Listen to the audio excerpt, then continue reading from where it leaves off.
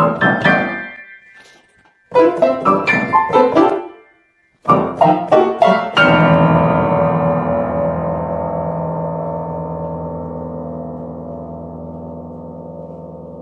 to know if you are eligible for Spanish citizenship. Who is eligible for Spanish citizenship? How's it going? Questions like this one, and it's exactly the one you have now. Should I answer it for you or not? Let me think. Okay, fine, let's answer it. Make yourself comfortable because you'll leave knowing at least those two little things. Let's go.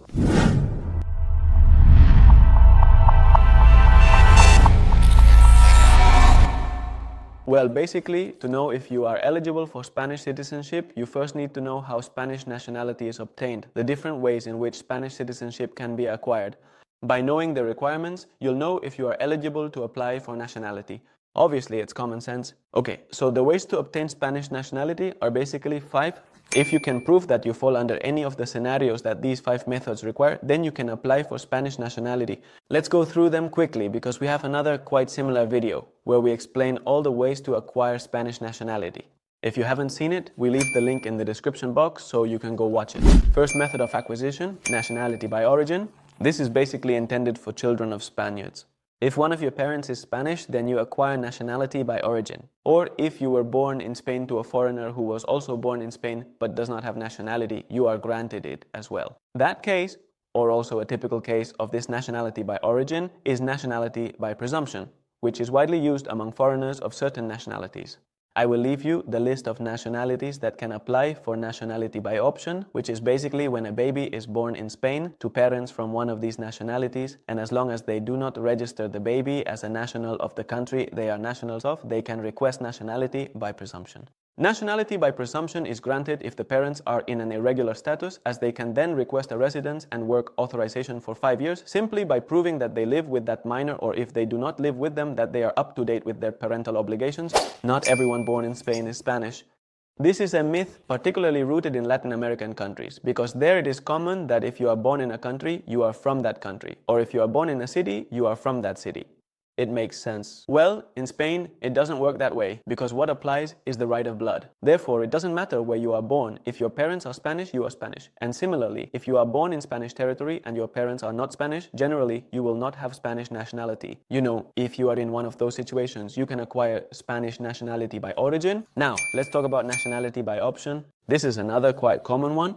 It's basically if at some point in your life you were under the parental authority of a Spanish citizen, or if your father acquires nationality by residence, for example, and you are not over 20 years old, as long as the father has taken the oath before you turned 18, or it's the typical case, the nationality by the democratic memory law, the one they call the grandchildren's law, or mistakenly called the great-grandchildren's law, which in reality cannot be a great-grandchildren's law because great-grandchildren cannot apply unless a grandchild is intermediating. In that case, the application can indeed be made. The main requirement for this matter of the grandchildren's law or nationality by the democratic memory law, which is a nationality by option, is that your ancestors, whether it be a parent or grandparent, lost their Spanish nationality as a result of going into exile abroad, usually fleeing from the dictatorship, or basically fleeing for reasons of gender, race, political ideology, sexual orientation, etc. Or that your ancestor was a woman who lost her Spanish nationality by marrying a foreigner. There we have 2. Now, the third one, which is also one of the most commonly used, is nationality by residence.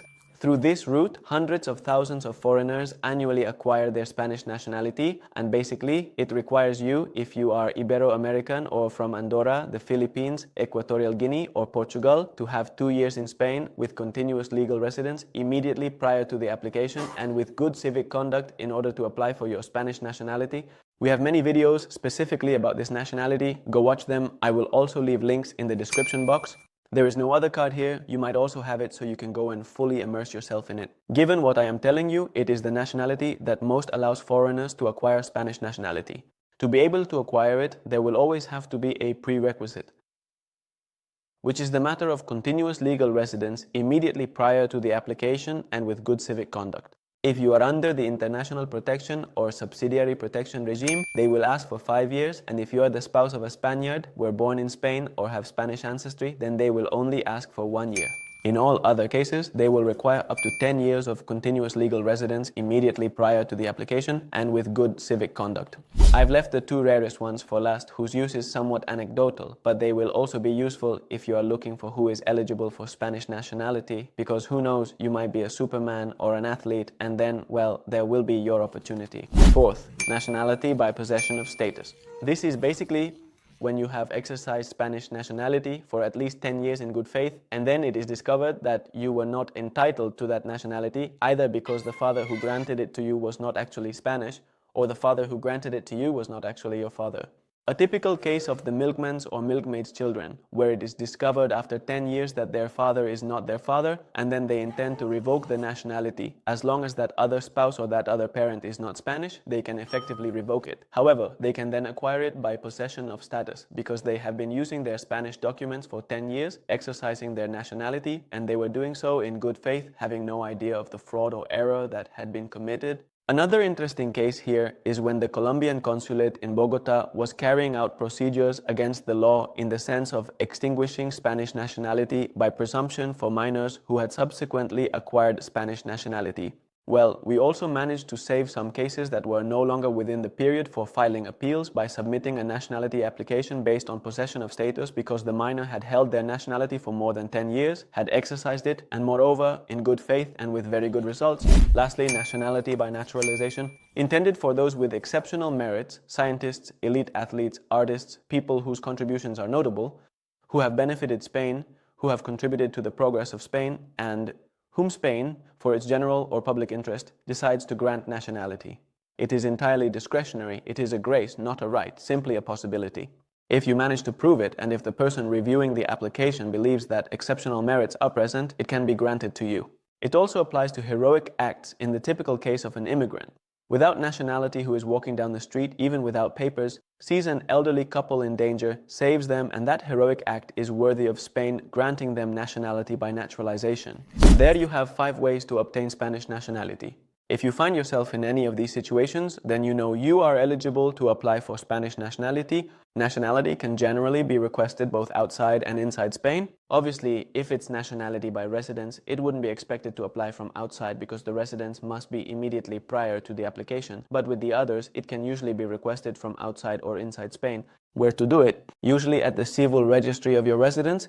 If you are abroad, the corresponding Spanish civil registry is the civil registry of the nearest Spanish consulate. If you want us to expand on any of the nationalities we talked about in this video, or any general point that you might have doubts about, let us know in the comments. Similarly, for specific questions in the comments, we try to answer all of them. Thank you for your like, thank you for your comment, share this video with anyone you think it might help, and above all, thank you for subscribing, because I assume you already did. It's the smartest thing to do.